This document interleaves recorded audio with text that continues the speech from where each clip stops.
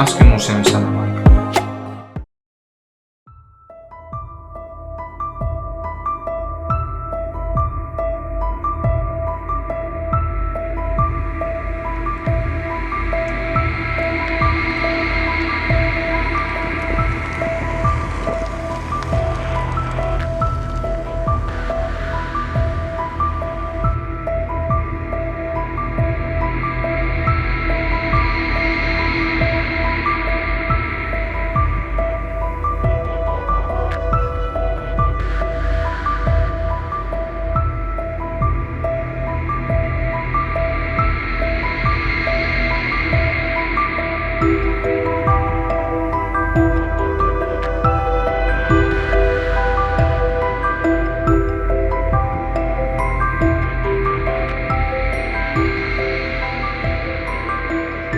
¿Cómo olvidar ese instante?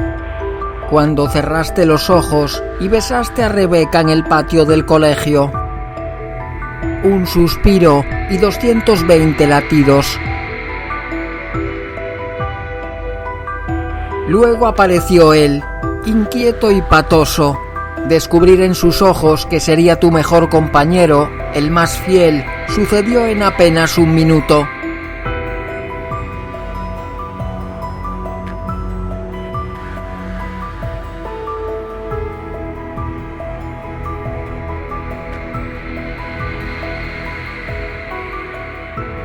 Para enamorarte perdidamente de Mercedes, sin embargo, te bastaron solo 25 segundos.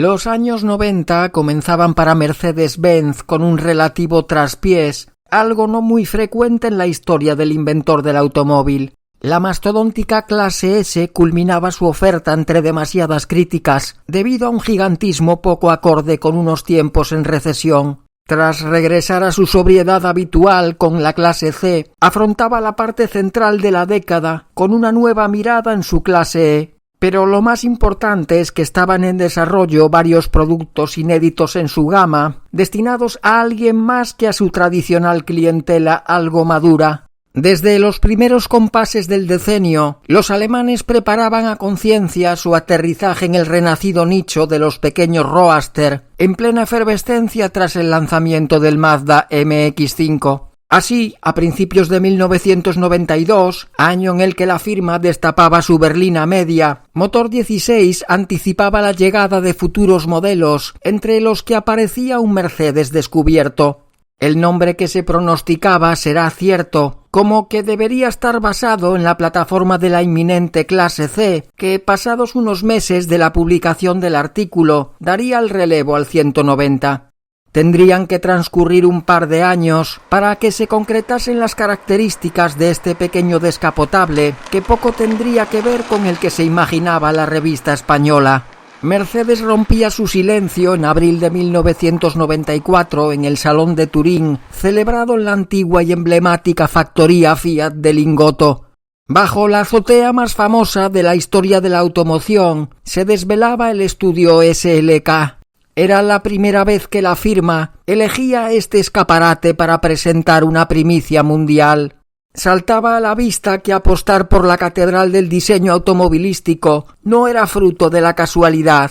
Junto a esta estrella rutilante, otras novedades más tangibles fueron el Alfa Romeo 145, sucesor del 33, el elegante monovolumen Z de Lancia o el Maserati 4Porte, animado por un motor biturbo de hasta 300 caballos. Pero volvamos a nuestro protagonista, que como parte de su nombre indicaba era todavía un estudio, un prototipo, pero un maravilloso prototipo rodante que se pasea por las publicaciones del motor, porque Mercedes había resuelto que el interés de los medios y del público por su nueva criatura no decayese una vez que se habían apagado los focos y los flashes de Turing.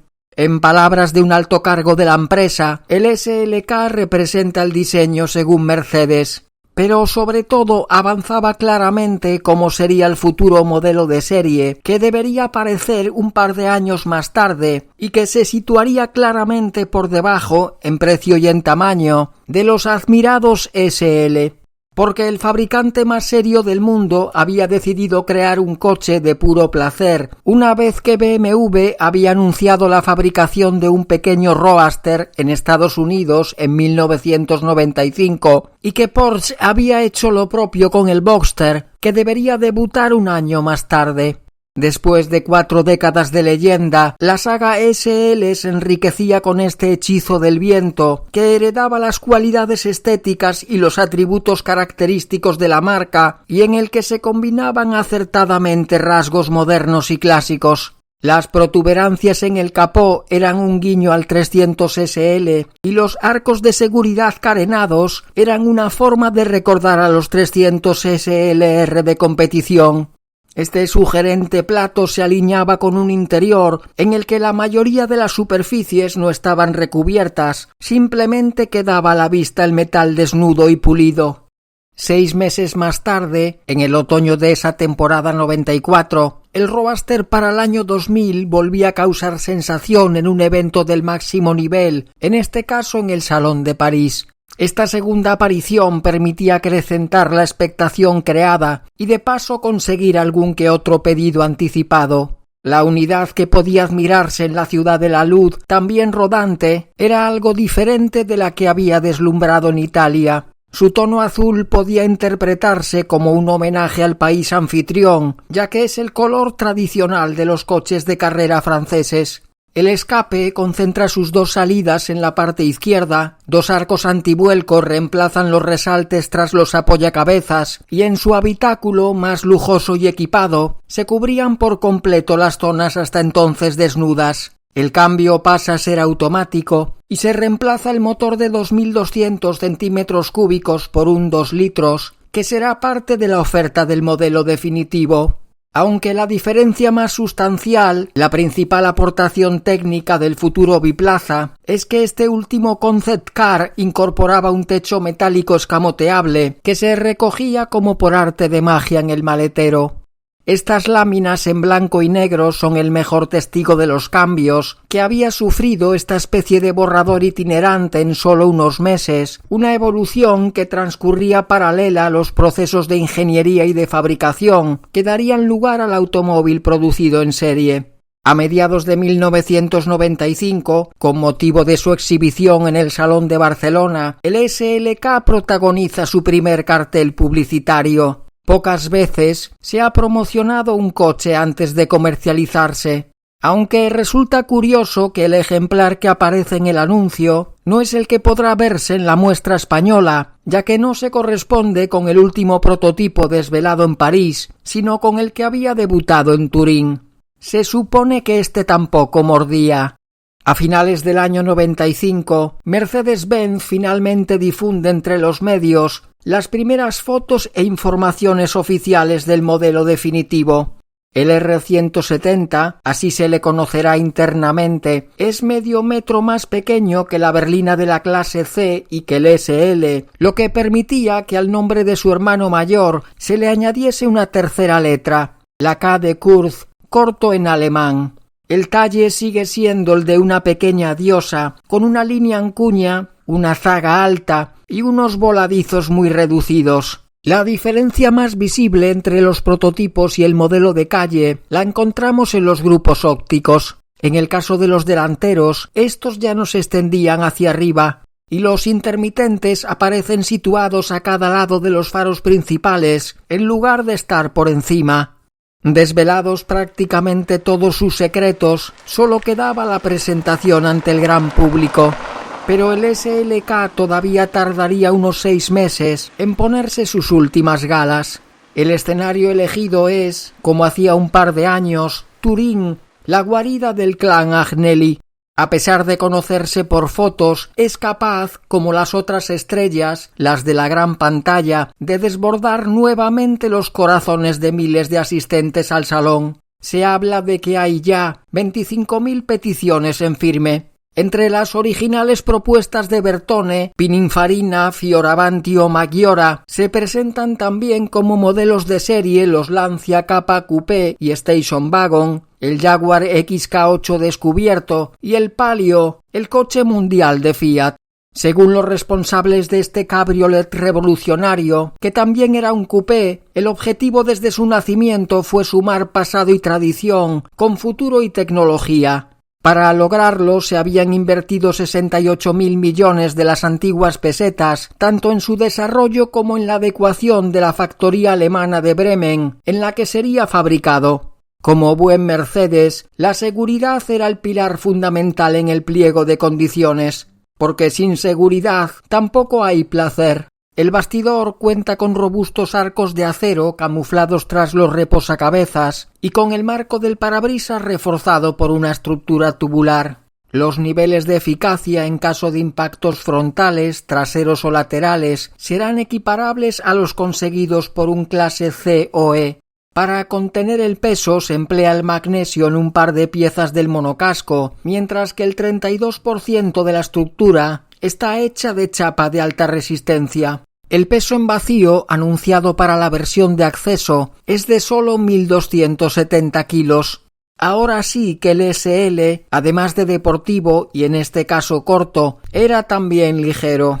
Las suspensiones, con tarados específicos, son las mismas que las de la clase C de la que procede. En el eje delantero se montan paralelogramos deformables y para las ruedas traseras motrices se recurre al sofisticado esquema multibrazo, inaugurado con el 190. El equipo de frenado, con ABS instalado de serie, procede de la reciente clase E, toda una garantía en una carrocería mucho más liviana. La dirección asistida, sin embargo, no será la de cremallera que estrenaba en la casa esta berlina, sino la habitual de circulación de bolas. Las dos mecánicas, ofrecidas en un inicio, de 4 cilindros y 16 válvulas, son ya conocidas en el clase C. En un primer momento, hasta el año 2000, se descartan los 6 cilindros para no entrar en competencia con los rentables SL. En la motorización menos potente, un 2 litros de 136 caballos, se adopta un sistema de distribución variable para aumentar la elasticidad. Por encima, se sitúa el 230 compresor. En este caso, el bloque de 2.300 centímetros cúbicos dispondrá de un compresor volumétrico movido por el cigüeñal, con lo que la potencia aumentaba hasta 193 caballos. Para Grecia, Italia y Portugal la gama hará techo, por motivos fiscales, en el 200K, un 2000 sobrealimentado con 192 caballos y unas prestaciones prácticamente calcadas a las que ofrece el de mayor cilindrada. En ambos casos, de serie, se incluye un cambio manual de 5 velocidades, pero como opción es posible instalar una eficaz caja automática autoadaptativa, también de 5 relaciones, con la que, curiosamente, el consumo de combustible declarado era ligeramente más bajo. En cualquier caso, este es muy contenido, ya que la aerodinámica había sido otro de los factores que se habían tenido más en cuenta. Sus formas, analizadas con láser, se pulieron en el túnel de viento y en el de agua. Sus diseñadores afirmaban que el coeficiente aerodinámico era el mejor de la nueva generación de Roadsters. Para la versión menos potente se declaraba un CX de 0,33, pero no solo se redujo al máximo la resistencia al avance o el ruido provocado por el aire. También se tuvo en cuenta el efecto producido por la lluvia a alta velocidad con el fin de mejorar la visibilidad o la forma de los retrovisores para evitar que el agua impidiese la visión a través de los cristales laterales. Y es que el proceso de diseño había sido muy minucioso y bastante largo, 37 meses en concreto, porque, como se ha dicho, se trataba de vestir de chapa el deleite y el placer de conducción. Para ello, Bruno Sacco, responsable de estilo de vehículos del consorcio alemán, convocaba un concurso interno en el que distintos equipos de estilistas trabajaron con total libertad, sin restricciones técnicas ni económicas. De las 20 propuestas iniciales, la opción que resultó ganadora a principios del año 93 fue la del joven Michael Mauer. Lograba sintetizar el clasicismo de un Mercedes descapotable con líneas orientadas al futuro, porque el simple hecho de crear unos trazos retro no entraba en los planes del fabricante. La presentación ante los medios especializados tiene lugar durante el verano en la Toscana, de nuevo en Italia. Se trata, según Motor 16, del roadster más eficaz, divertido y práctico que ha tenido la ocasión de probar la revista hasta el momento. Con unas vías muy anchas para su longitud, de exactamente 4 metros, el comportamiento dinámico es impecable y la resistencia a la torsión de la carrocería muy elevada. El SLK es más ágil y eficaz que su hermano mayor y más fácil de conducir. Para algunos medios en el habitáculo bicromático hay demasiado colorido y no casa bien el aire retro con los remates que imitan la fibra de carbono. Lo que está fuera de toda duda, nobleza obliga, es el acabado y la calidad de los materiales. Para otros la postura de conducción es buena, pero no ideal, ya que el volante solo es regulable en profundidad. Y a pesar de su arquitectura deportiva, los asientos no sujetan perfectamente el cuerpo, ya que están pensados para ocupantes muy corpulentos. Aunque su principal reproche es la escasa capacidad del depósito de combustible, de solo 53 litros, a pesar de su novedoso kit antipinchazos, que en algunos mercados sustituye a la galleta de repuesto. El 2 litros cumple honradamente, superando la barrera de los 200 km/h y acelerando, según cifras oficiales, de 0 a 100 en menos de 10 segundos. Su hermano, diferenciado por las alusiones en los laterales a la sobrealimentación de su motor y por unas llantas de radios de 16 pulgadas, se mueve con una agilidad increíble, aunque no serán pocos los que lamenten el tacto algo áspero del 4 cilindros. Más suave es la caja automática, con 3 posibilidades de programación, que además es suficientemente rápida. Una opción muy recomendable porque la manual, por el contrario, peca de ser un poco lenta e imprecisa en una conducción deportiva. Lo que sin ninguna duda sobresale por encima del resto de aspectos es el techo variable, que en solo 25 segundos, apretando un botón, podía convertir el llamativo descapotable en un práctico coupé. Su único defecto, como veremos en la segunda entrega, es que roba bastante espacio al maletero, cuya capacidad oscila entre 150 y 350 litros. Esta solución, un techo metálico que se oculta en la zaga, no era una novedad en la industria de la automoción. 60 años atrás, a mediados de los 30, Peugeot ya había sorprendido en el 402 Eclipse con este truco de magia. Un pariente lejano del 206 CC, a su vez un alumno destacado de nuestro Mercedes. Y 20 años más tarde, mediada la década de los 50, Ford repetía la hazaña con el Fairlane Skyliner, consiguiendo, a diferencia de los franceses, un cierto éxito de ventas. Pero en estos dos casos el techo se ocultaba sin doblarse en el maletero, lo que exigía una longitud muy considerable. Incluso Honda, como vimos al hablar del Civic, había lanzado 4 años antes que Mercedes el CRX. Aunque aquí tan solo el propio techo era el que podía ocultarse bajo la tapa del maletero, que en este caso actuaba como una especie de grúa o ascensor. Las primeras entregas del SLK se producen pasado el verano de ese año 96. La producción estimada para la siguiente temporada es de unas 35.000 unidades, pero la demanda superará en un 50% las previsiones. De esta cifra se calcula que un 60% serán nuevos clientes de la marca, que no podían empezar mejor la nueva relación. La gama de colores y tapizados se adecúa al espíritu joven y desenfadado del recién nacido.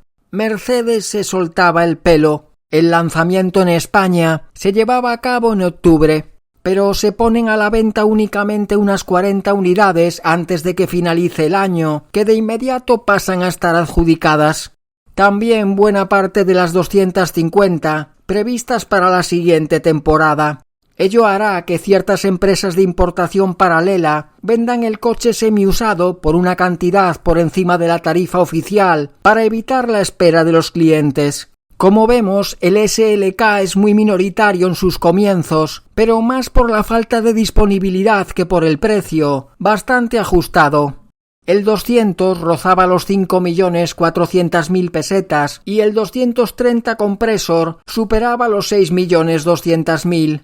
Sus principales rivales eran el Alfa Romeo Spider, el BMW Z3, que inicialmente se presentaba también con 4 cilindros, y el Porsche Boxster, algo más potente que el 230K, pero bastante más caro. Se ponía a la venta en un momento de una actividad frenética dentro del grupo, que antes de que terminase ese año anunciaba la aparición del CLK, otro derivado de la clase C, y de la clase A, esa que se dio de bruces contra un alce.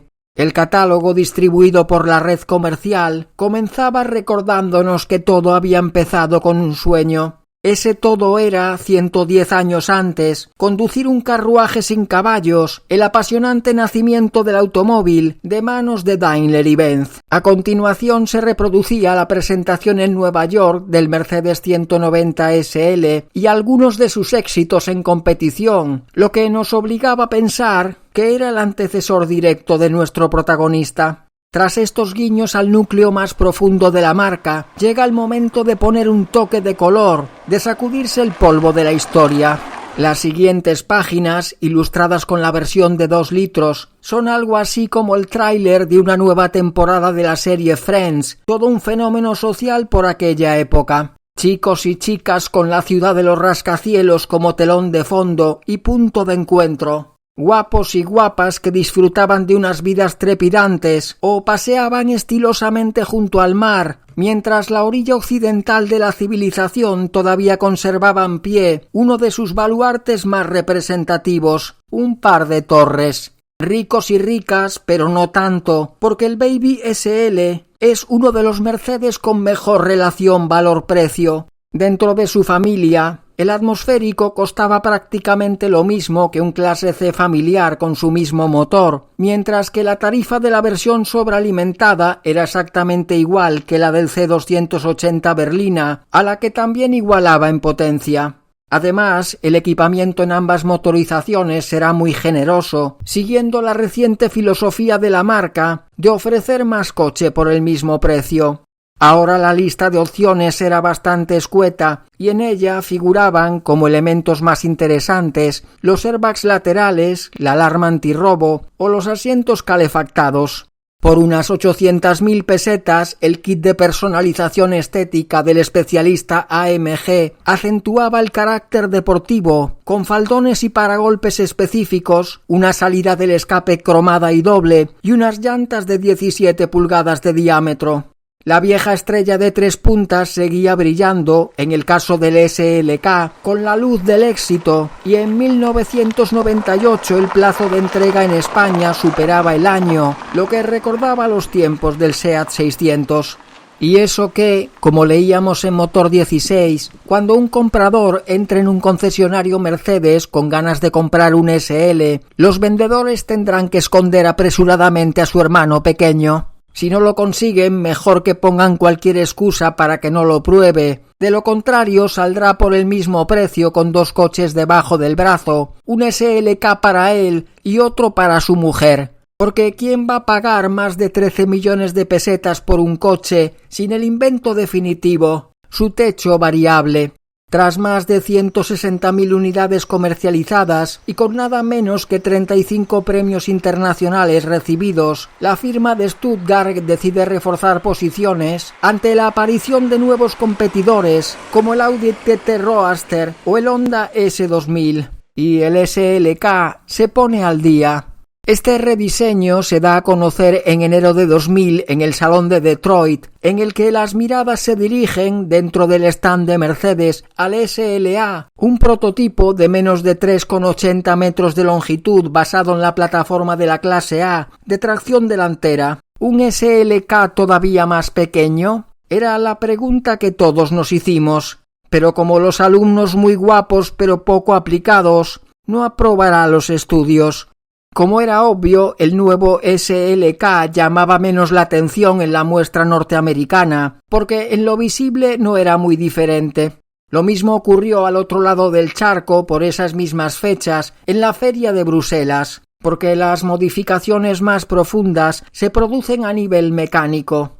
Los dos motores son revisados. El 2 litros adopta un compresor con el que la potencia sube hasta 163 caballos y para el bloque de más cilindrada pasan a anunciarse 197. Coronando la gama aparece el 320, que monta un 6 cilindros en V de 3,2 litros, empleado ya en los E, los CLK, los M y los S. Rinde 218 caballos. Su culata es de 3 válvulas por cilindro, equipa 12 bujías y se caracteriza por su bajo nivel de emisiones contaminantes. En todas las versiones se monta un cambio manual de 6 velocidades que optimiza las cifras de consumo. Opcionalmente podrá solicitarse una nueva caja automática de 5 relaciones, ahora con funcionamiento secuencial mediante simples toques transversales. Las sutiles pinceladas en el exterior refrescan ligeramente una imagen difícil de mejorar. Se modifica la forma de los paragolpes y se elimina su franja negra inferior. Las manetas de las puertas pasan a ser del color de la carrocería, se añaden unos faldones también del mismo color y los intermitentes laterales se sitúan en los retrovisores, como en los clase S y CL. En la trasera se altera la tonalidad de los grupos ópticos y la salida del escape es cromada. Las llantas seguirán siendo específicas de cada motorización. El 2 litros conserva las de 15 pulgadas y 7 orificios, el 230 adopta unas de 6 radios y para el V6 Mercedes propone unas de 5, con mayor capacidad de ventilación. En el interior se modifica el diseño del volante y el de la palanca de cambios. Los asientos son más envolventes y la fibra de carbono da paso a un aluminio más clásico, pudiendo ser las inserciones, bajo pedido, de madera de eucalipto o de raíz de arce. El equipamiento también aumenta. La instrumentación incluye el sistema activo de servicio o ASIST que controla los intervalos de revisión. Se incluyen en la dotación de serie el ESP y el control de la velocidad de crucero, y los faros de xenón se añaden al listado de opciones. Para potenciar su faceta más viajera, la autonomía se verá incrementada ligeramente, ya que el depósito podrá almacenar 60 litros. Como no todos somos iguales, la personalización corría a cargo del programa de Signo, que ofrecía un amplio abanico de pinturas metalizadas, maderas nobles y cueros de la mejor calidad. Como siempre, también AMG pondrá su granito de arena en este aspecto, pero ahora no se conformará con estampar su firma en unas llantas o en las colas del escape, porque a finales de 2000 se anuncia, para la temporada siguiente, la incorporación de una versión muy especial. El SLK 32 AMG será reconocible por el prominente spoiler delantero, por unas llantas de 17 pulgadas de radios dobles y por unos asientos específicos con los reposacabezas integrados en los respaldos. El conocido V6 de 18 válvulas alcanza los 350 caballos tras la instalación de un compresor volumétrico. Su capacidad dinámica lo sitúa, en palabras de autopista, como a los satélites artificiales, en otra órbita. También su importe, que superaba ampliamente los 10 millones de pesetas. Con esta motorización, de la que se fabricarán poco más de 4.000 unidades, Mercedes estaba dispuesta a echar un pulso al musculoso M-Roadster de su gran rival bávaro. Un duelo de vértigo absolutamente épico. Y es que, asociado exclusivamente a la caja automática, el AMG es capaz de acelerar de 0 a 100 en poco más de 5 segundos y de 0 a 200 en algo más de 18. Bastante menos tiempo del que tardaba en ocultarse el techo tras nuestras cabezas. Un duelo que veremos cómo se resuelve en el papel, quizá en otra ocasión. A principios de 2002 se presenta el primer resultado de la alianza entre Daimler y Chrysler, que había sido sellada 4 años atrás. Se trata del Chrysler Crossfire, un coupé con el que finaliza la historia de nuestro invitado, precisamente porque está basado en él, al heredar, en la versión definitiva, un 70% de sus componentes. Se produciría también en Alemania, pero en este caso en las instalaciones del carrocero Karmann, el mismo que construía los interiores de los propios SLK y se encargaba de la fabricación completa de los CLK. Esta interesante spin-off contará únicamente con motores de 6 cilindros, uno de ellos sobrealimentado, y a la variante cerrada seguirá más adelante otra descubierta, eso sí, con una capota de lona de lo más convencional.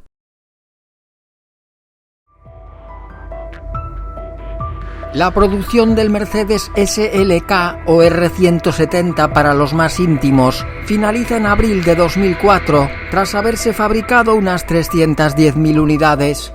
Ese año tomaba el relevo el R171 con una sugestiva bufanda de aire entre sus asientos. Era capaz de seducirnos en tan solo 22 segundos, pero ahora ese destape estaba demasiado visto.